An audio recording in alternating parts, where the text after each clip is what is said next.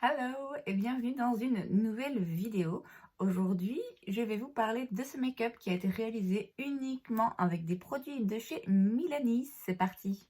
Alors, Milani, c'est une marque qui peut s'acheter pour les Belges dans les magasins dits. Ça fait quelques années maintenant, je dirais. Donc, c'est une marque drugstore, donc les prix sont plus abordables que les marques qu'on trouve chez Sephora. C'est pas la moins chère des drugstores. Ceci dit, on se rapproche quand même un peu plus des gammes de prix genre L'Oréal. C'est pas non plus le Catrice ou Essence où vous avez des mascaras à 3 euros. Donc, c'est un petit peu entre les deux, on va dire. J'ai donc réalisé, comme je vous l'ai dit, tout ce make-up avec des produits exclusivement de cette marque. Je vais les passer en revue et vous dire un petit peu ce que j'en pense. Alors, on commence avec la base. Il s'agit de la Prime Light. C'est une base pour le visage, effet stroboscopique. C'est un dupe, je dirais, de la Strobing Cream de chez MAC, qui est donc aussi un primer lumineux en fait, avec un petit peu de perles nacrées à l'intérieur, qui apporte un côté pas brillant mais oui lumineux au visage. Si je devais choisir, je préfère quand même celui de chez MAC. Bon, ceci dit, il y a une différence de prix, donc si vous n'êtes pas difficile et que vous cherchez une base à maquillage qui illumine le visage, franchement, elle est bien. Le fond de teint, ça je l'adore, c'est le Conceal and Perfect. C'est un fond de teint anti-cerne 2 en 1, moi j'utilise pas comme anti-cerne. On est là sur une haute couvrance. Moi j'ai la teinte pour un faux 03 light beige. Donc là c'est vraiment un fond de teint très couvrant, très épais. Donc c'est le genre de produit, vous mettez sur le dos de votre main, le truc qui bouge pas. Néanmoins je trouve qu'il est quand même facile à appliquer. C'est pas non plus le genre de fond de teint où vous galérez pour réussir à l'appliquer sur tout le visage, ou il sèche trop vite. Franchement, l'application est assez agréable et facile. Mais c'est sûr que si ce que vous recherchez, c'est un effet make-up, no make-up, hyper naturel, c'est pas ce qu'il vous faut. Comme souvent, hein, avec un fond de teint plus couvrant, on va être plus sur un fini mat, en tout cas pas un fini hyper lumineux et, comme j'ai dit, naturel. Mais c'est pas non plus trop mat, ça reste quand même assez entre les deux, on va dire. C'est pas asséchant, moi je le trouve pas asséchant en tout cas, contrairement à un fond de teint de chez Fenty, par exemple le Pro Filter Matte Foundation de chez Fenty. Bon, celui-là, si vous avez la peau sèche, il peut être un peu asséchant. Ici, c'est pas tellement le cas, je trouve, finalement. Mais bon, quand même, comme je l'ai dit, vu que c'est un fond de teint avec une couvrance assez élevée, voilà, ça va avoir tendance à être un petit peu plus mat et un petit peu plus épais. En ce qui concerne l'anti-cerne, donc on reste dans la même gamme Conceal and Perfect. Ici, c'est le cache cerne longue tenue. Moi, j'ai la teinte 120 vanille léger. Je suis pas encore à 100% décidée sur cet anti-cerne. J'ai pas l'impression qu'il soit forcément super couvrant, mais du coup, il est pas non plus asséchant. J'ai l'impression que c'est un peu, encore une fois, un anti-cerne un peu entre les deux, comme ça. Comme je l'ai dit, je l'ai pas encore utilisé assez de fois. Je l'ai pas utilisé avec assez de différentes poudres, différentes méthodes d'application. Pour le moment, c'est un bon anti-cerne. Il fait le job. C'est pas un de mes favoris. Mais en l'occurrence, voilà, il fait ce qu'il est censé faire, ni plus ni moins. La poudre que j'ai utilisée aujourd'hui, non. Non. Alors, il s'agit de la Prep Set and Glow poudre transparente révélatrice. Alors, le mode d'emploi. Appliquer sous un fond de teint pour préparer la peau, ou par-dessus le fond de teint pour fixer le maquillage. Finition luminescente, soyeux, sensation de légèreté. J'ai jamais essayé de l'appliquer sous la peau pour préparer, enfin sous le fond de teint. Non, je mets pas de poudre en dessous de mon fond de teint. Je sais que ça se fait parfois dans certains cas. A priori, c'est pas conseillé, donc je l'ai pas testé comme ça. Je l'ai testé pour fixer le maquillage, donc en couche de finition. Surtout le visage, c'est trop. Il est beaucoup trop brillant. Et du coup, définitivement, pour l'anti-cerne dessous les yeux, c'est trop, franchement, c'est trop, ça réfléchit trop la lumière. Pour moi, ça c'est limite un highlighter. Léger, certes, discret, naturel, mais c'est un highlighter. C'est pas une poudre que je me sens capable de mettre sur tout mon visage. J'ai essayé avec différents pinceaux, j'ai essayé différentes méthodes. C'est toujours un petit peu trop brillant et du coup sur moi ça donne un air gras. Alors peut-être que si vous avez la peau sèche, en fait c'est ce genre de produit que vous recherchez. Mais franchement, si ce que vous cherchez, c'est une poudre avec un fini naturel, il y a d'autres options. Ça, c'est pas une poudre avec un fini naturel, une poudre qui donne cet effet sans poudre. Non, c'est une poudre brillante. C'est très très lumineux. Alors aujourd'hui, j'ai pas voulu tricher comme j'ai déjà fait et donc je voulais vraiment utiliser uniquement des produits Milani.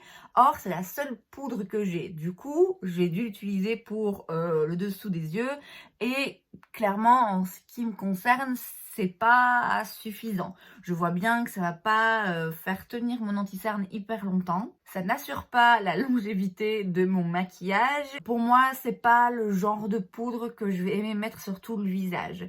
Si vous êtes très très précautionneux avec la quantité que vous utilisez, avec le type de pinceau que vous utilisez, vous pouvez en mettre à certains endroits de votre visage pour attirer la lumière et pour faire un petit peu de contouring et donc oui voilà, attirer la lumière à certains endroits de votre visage.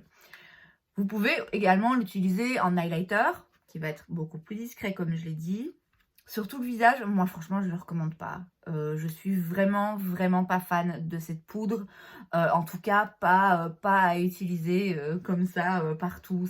Non, c'est juste pas possible. On passe au reste des poudres pour le visage qui elles sont plutôt pas mal. Alors pour le bronzer j'ai utilisé le Silky Matte, la poudre bronzante, c'est la teinte 01 Sunlight. C'est vraiment un très beau bronzer qui est pas trop orangé, qui est pas non plus trop froid. C'est vraiment une très belle teinte. Il est très léger là, hein, clairement. Mais je trouve que c'est ça justement qui est très bien, c'est qu'il donne un effet un peu sun-kissed, un effet... un effet bronzant mais très léger, très naturel.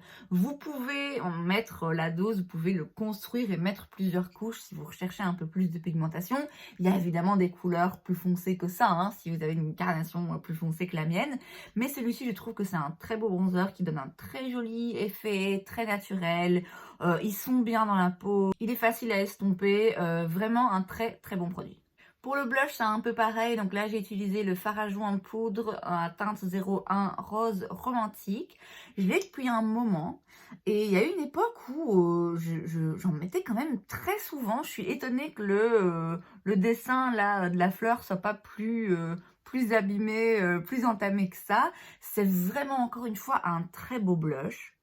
C'est pas le plus pigmenté, mais je pense quand même que pour la plupart des gens, c'est préférable d'utiliser un blush qui est pas trop pigmenté, qui va se fondre facilement dans le reste du teint et qu'on peut évidemment, encore une fois, construire si on veut plus de couleurs, si on veut plus de pigments, plutôt que d'utiliser un blush où dès que vous l'appliquez sur votre joue, on voit plus que ça et c'est difficile à intégrer en fait au reste de votre teint.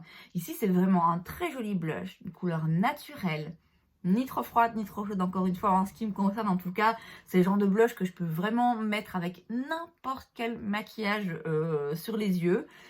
C'est vraiment un très beau blush et en termes de formule, encore une fois, il s'estompe facilement, il est juste vraiment sans faute. J'ai un autre blush de la marque et celui-ci c'est le fard à joues cuit en poudre, donc c'est le Baked Blush. Ici c'est la teinte Luminoso.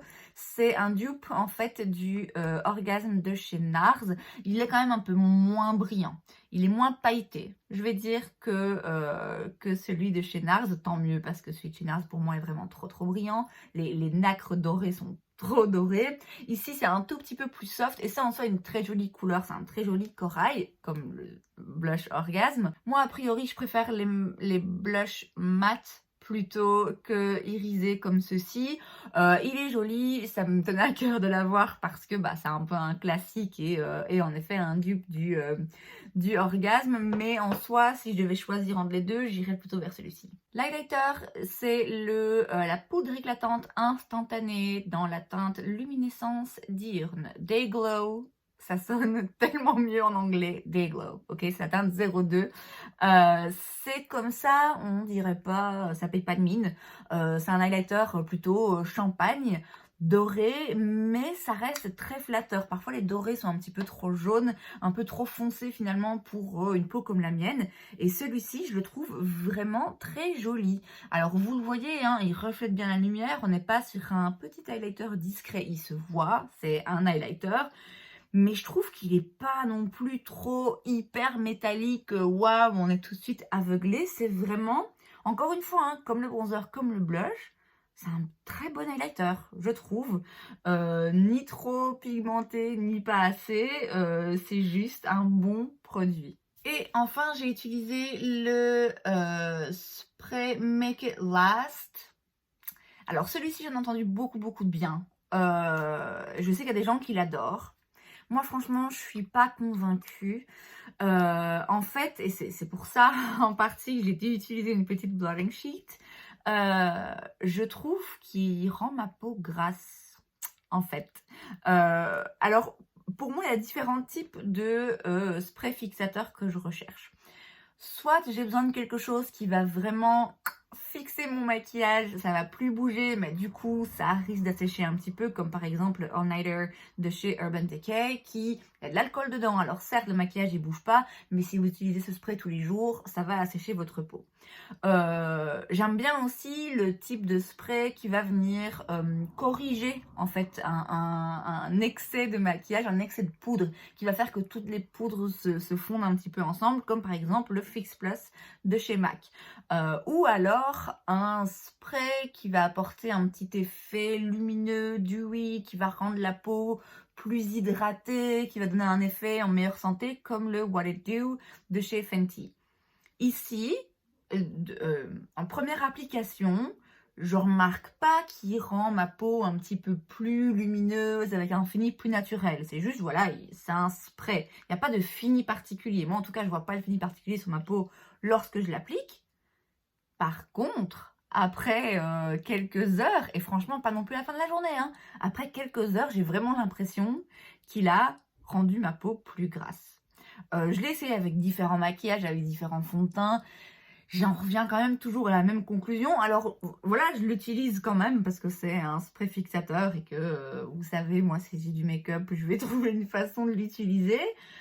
Mais a priori, ce sera pas mon préféré. Alors, pour les sourcils, j'ai utilisé un produit que je n'avais pas utilisé depuis très longtemps. C'est une pommade pour sourcils. Alors ici, il s'agit du produit Stay Put Brow Color, c'est la teinte 05 brun foncé.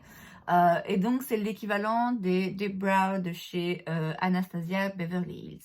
Il y a quelques années, quand je me suis remise au make-up, le Dip Brow est un des premiers produits, je crois, que j'ai racheté.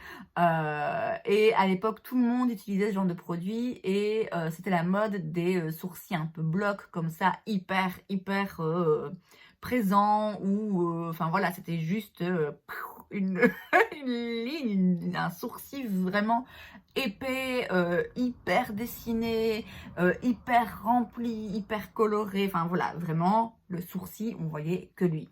La tendance a définitivement changé ces dernières années où on est plus sur un sourcil naturel. Si vous cherchez ce genre d'effet, c'est plus compliqué à avoir avec ce genre de produit. C'est possible si vous utilisez un pinceau à sourcils très fin, que vous y allez hyper doucement et que vous brossez bien vos sourcils avant et après pour que ce soit un peu plus naturel. Mais bon, a priori, ça va plus être pour un sourcil comme celui que j'ai aujourd'hui. Et clairement, on n'est pas sur un truc soft, fluffy et naturel. C'est un sourcil quand même assez défini et assez intense. Donc c'est pas le type de produit que je préfère pour faire mes sourcils. Mais si c'est ce que vous cherchez, si vous voulez une pommade à sourcils de ce type-là, que vous preniez celle-ci ou celle de chez ABH, franchement c'est pareil, vous n'avez pas besoin de payer 15 balles en plus pour acheter le Dip Brow de chez Anastasia. Celui-ci fera très bien l'affaire, à savoir tout de même que ce genre de produit a tendance à sécher, donc voilà, raison de plus pour laquelle acheter ce genre de produit à 25-30 €, en sachant que 2 mois plus tard le truc il sera sec, c'est moins utile. On passe aux yeux. Alors, j'ai tout d'abord utilisé la palette Everyday Eyes dans la teinte 01 naturelle incontournable. Et il s'agit de cette palette et elle porte très bien son nom, Everyday Eyes. C'est vraiment la palette neutre par excellence, facile à utiliser tous les jours. Alors, on s'entend bien, c'est pas du Natasha Denona, hein, on va pas se mentir, mais c'est franchement une bonne palette de fard à paupières. Alors déjà, en termes de couleurs, rien de révolutionnaire, mais clairement, ici, c'est compact et vous avez tout ce qu'il faut pour un look de tous les jours. Mais en termes de formulation, franchement, on est vraiment bien. Les mats sont pigmentés. Le noir est vraiment pigmenté. Et pour autant, il s'estompe très bien. Donc aujourd'hui, j'ai utilisé les 3 teintes mat sur ma paupière. Je suis restée dans les mats. Et j'ai utilisé le noir à l'extrémité. Mais je l'ai bien estompé. Et vous voyez, ça fait pas des taches. Il est vraiment facile à utiliser. C'est des très bons fards mat. J'ai ensuite utilisé cette couleur qui elle est un peu irisée, donc c'est un fard légèrement métallique, et là je l'ai mis en coin interne et un petit peu en dessous. Donc les métalliques, bah oui, on n'est pas sur quelque chose de waouh, super brillant, super métallique, fabuleux. Mais encore une fois, pour porter tous les jours, franchement, il n'en faut pas plus, parce que sinon on a tendance à ressembler à une boule de disco. Moi, ça me dérange pas. Mais si ce que vous voulez, c'est un métallique, mais qui reste discret, qui illumine le regard, mais qui n'est pas non plus trop pailleté, franchement, c'est vraiment une très chouette palette. Ils en ont plusieurs sortes, hein. Ils en ont une avec des teintes un petit peu plus chaudes, je pense, ou des teintes un petit peu plus colorées aussi. Je connais pas les autres, mais je pense qu'avec ce genre de palette, vraiment, vous vous trompez pas. J'ai ensuite utilisé ce liner. Alors, il est sec, il est vide, ça fait longtemps que je l'ai. Et là, en l'utilisant, je me suis rendu compte qu'il était en fin de vie, donc je vais m'en débarrasser. Il a une forme, a priori, ergonomique. Alors, j'ai l'impression que c'est le genre de truc où soit on adore, soit on déteste. Moi, je trouve ça très bien. Une fois que vous avez chopé le truc, la façon de le tenir, en effet, je trouve ça vachement agréable. Maintenant, il se peut que vous fassiez partie de l'autre catégorie de personnes qui s'est dit, mais enfin, c'est encore pire. Pourquoi pas avoir mis simplement une forme de marqueur comme n'importe quel autre eyeliner sur le marché.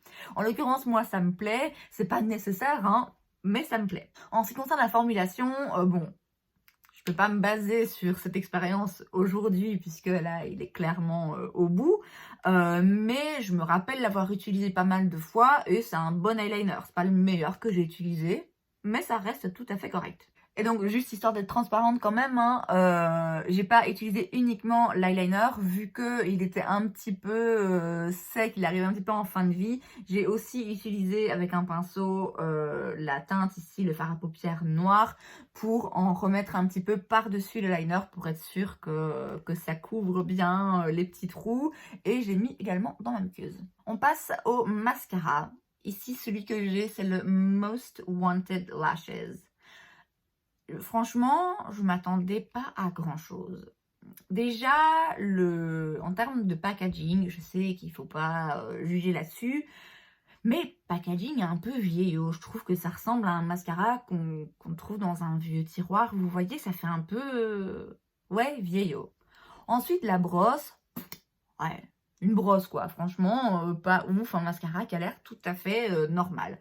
Donc, je m'attendais à très peu de résultats. Et en fait, j'aime beaucoup ce mascara. Je trouve qu'il fait quelque chose, quand j'y pense, que je ne retrouve pas ailleurs dans d'autres mascaras.